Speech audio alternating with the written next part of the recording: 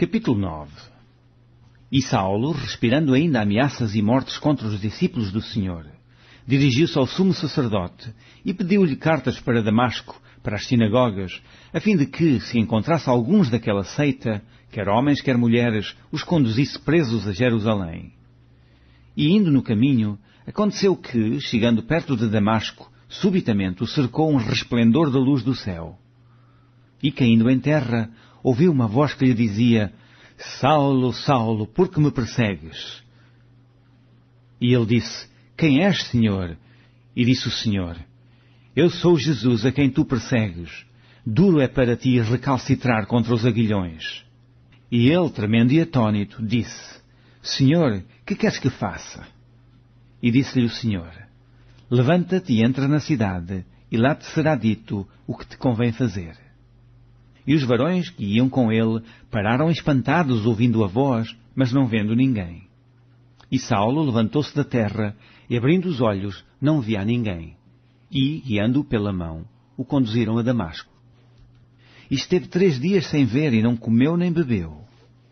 E havia em Damasco um certo discípulo, chamado Ananias, e disse-lhe o Senhor em visão: Ananias.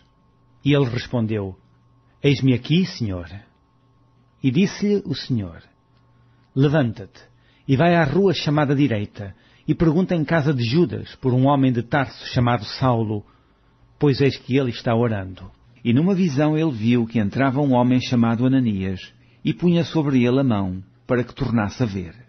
E respondeu Ananias: Senhor, a muitos ouvi acerca deste homem, quantos males tem feito aos teus santos em Jerusalém. E aqui tem poder dos principais dos sacerdotes para prender a todos os que invocam o teu nome.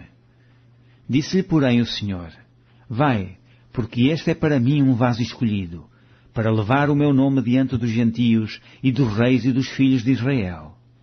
E eu lhe mostrarei quanto deve padecer pelo meu nome. E Ananias foi, e entrou na casa e, impondo-lhe as mãos, disse: Irmão Saulo, o Senhor Jesus, que te apareceu no caminho por onde vinhas, me enviou para que tornes a ver e sejas cheio do Espírito Santo. E logo lhe caíram dos olhos como que umas escamas, e recuperou a vista, e levantando-se, foi batizado. E, tendo comido, ficou confortado, e esteve Saulo alguns dias com os discípulos que estavam em Damasco. E logo nas sinagogas pregava a Jesus, que este era o Filho de Deus. E todos os que ouviam estavam atônitos, e diziam: Não é este o que em Jerusalém perseguia os que invocavam este nome? E para isso veio aqui, para os levar presos aos principais dos sacerdotes? Saulo, porém, se esforçava muito mais e confundia os judeus que habitavam em Damasco, provando que aquele era o Cristo. E tendo passado muitos dias, os judeus tomaram conselho entre si para o matar. Mas as suas ciladas vieram ao conhecimento de Saulo, e como eles guardavam as portas tanto de dia como de noite, para poderem tirar-lhe a vida, tomando-o de noite os discípulos, o desceram dentro de um cesto, pelo muro. E quando Saulo chegou a Jerusalém, procurava juntar-se aos discípulos, mas todos o temiam, não querendo que fosse discípulo. Então Barnabé, tomando-o consigo, o trouxe aos apóstolos e lhes contou como no caminho ele vira ao Senhor e lhe falara, e como em Damasco falara ousadamente no nome de Jesus. E andava com eles em Jerusalém, entrando e saindo. E falava ousadamente no nome de Jesus. Falava e disputava também contra os gregos, mas eles procuravam matá-lo. Sabendo, porém, os irmãos, o acompanharam até Cesareia e o enviaram a Tarso. Assim, pois, as igrejas em toda a Judeia, e Galileia e Samaria tinham paz, e eram edificadas, e se multiplicavam, andando no temor do Senhor e consolação do Espírito Santo. E aconteceu que, passando Pedro por toda a parte, veio também aos santos que habitavam em Lida. E achou ali certo homem chamado Enéas, jazendo numa cama havia 8 anos, o qual era paralítico. E disse-lhe Pedro: Enéas, Jesus Cristo te dá saúde. Levanta-te e faz a tua cama. E logo se levantou. E viram-no todos os que habitavam em Lida e Sarona, os quais se converteram ao Senhor. E havia em Jope uma discípula chamada Tabita, que traduzido se diz Dorcas. Esta estava cheia de boas obras e esmolas que fazia. E aconteceu naqueles dias que, enfermando ela, morreu.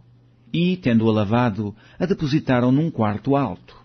E, como Lida era perto de Jope, ouvindo os discípulos que Pedro estava ali, lhe mandaram 2 varões, rogando-lhe que não se demorasse em vir ter com eles. E, levantando-se Pedro, foi com eles. E quando chegou, o levaram ao quarto alto, e todas as viúvas o rodearam, chorando e mostrando as túnicas e vestidos que Dorcas fizera quando estava com elas. Mas Pedro, fazendo-as sair todas, pôs-se de joelhos e orou, e voltando-se para o corpo disse: Tabita, levanta-te. E ela abriu os olhos, e, vendo a Pedro, assentou-se.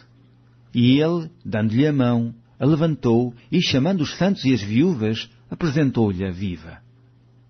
E foi isto notório por toda a Jope, e muitos creram no Senhor. E ficou muitos dias em Jope, com um certo Simão curtidor.